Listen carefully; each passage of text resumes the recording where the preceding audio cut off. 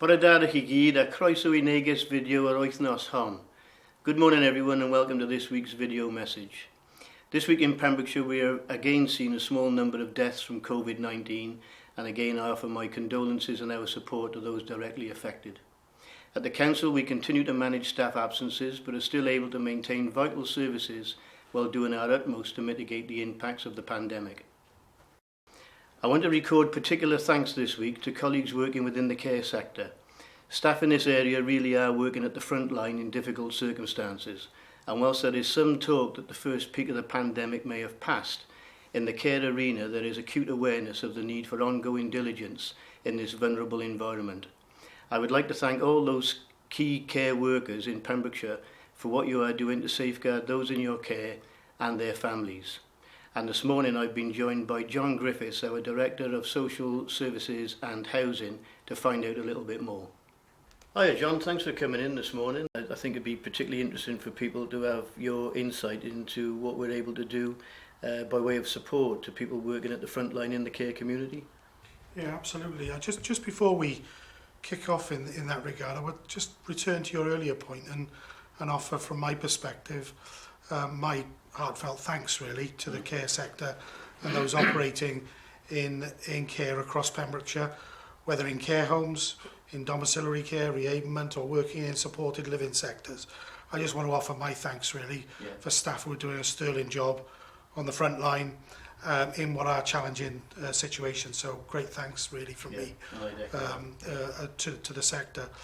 Just in terms of what we're doing as a council, in terms of supporting providers, we've got a provider hub in place and we're working really hard, as others are, to try and support those providers in any means that we can really. Just to give you an example, we are the hub where we are taking orders and providing the supply of PPE. And we hope by the end of today that we will have reached at least 1 million items that we've distributed to the care providers across Pembrokeshire. So that's a good evidence of us supporting the sector as much as we can. In addition to that, obviously we want to work with members of the health profession and care providers should we get infectious situations in care settings.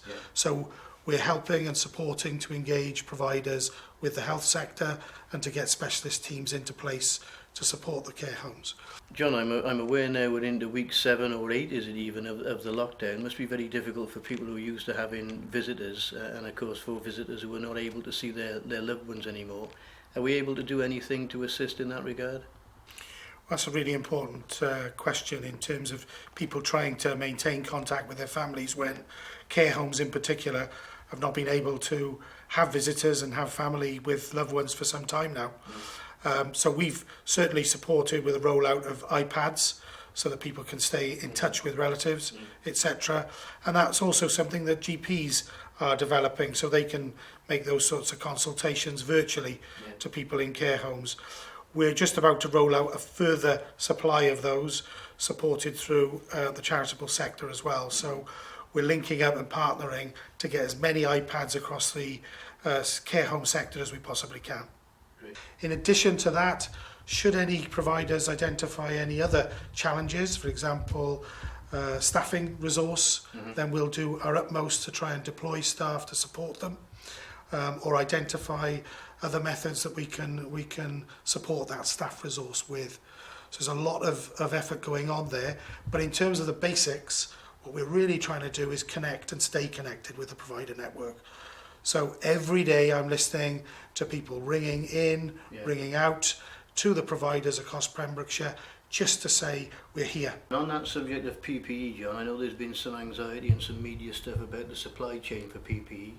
Are you satisfied that we're confident that we can, you mentioned 1 million pieces of PPE, a massive number, but are you confident that we can continue to provide that? Yeah, through the provider hub and working with the providers, we've modelled the demand of PPE that they require on the front line. We are very confident with the supplies we now have in place that we're meeting that need. We're getting deliveries twice a week to Pembrokeshire Council and we're distributing that to the providers in need twice a week also. So we feel that we're in a really good position now in relation to supporting PPE across Pembrokeshire. John, thanks for that, for coming in. I hope that's provided reassurance to families and indeed residents who are benefited from services in the care community at the moment.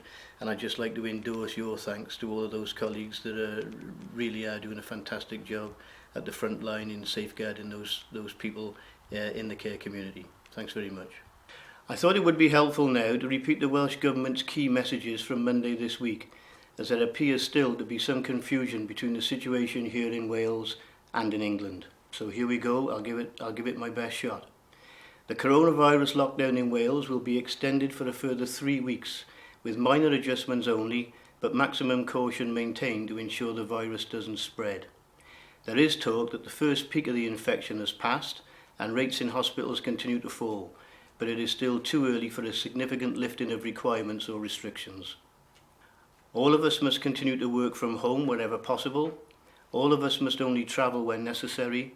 All of us must continue to observe the 2-metre social distancing and to wash our hands often. These measures will continue to protect us all from coronavirus and save lives. The Welsh Government is to make a series of small adjustments to regulations, including the following. Allowing people to exercise more than once a day, but people should stay local. This means any exercise should start and end at home and not involve going a significant distance from home. Enabling local authorities to begin the process of planning how to safely reopen libraries and municipal recycling centres, and allowing garden centres to open, providing they can comply with the physical distancing duty. These changes will apply to everyone except those people in the shielding group. It is really important, if you're in this group, that you continue to follow the shielding advice. We would also urge people who are over 70, people who have an underlying health condition, or women who are pregnant to continue to take extra care to protect themselves. And to my colleagues and staff at the Council, please support each other where you can, stay in touch with family and friends, and look out for one another. Remember, stay strong, stay at home, and stay safe. Hwyl am y tro, mwynhewch y penwythnos, bye for now, and enjoy the weekend. Thank you.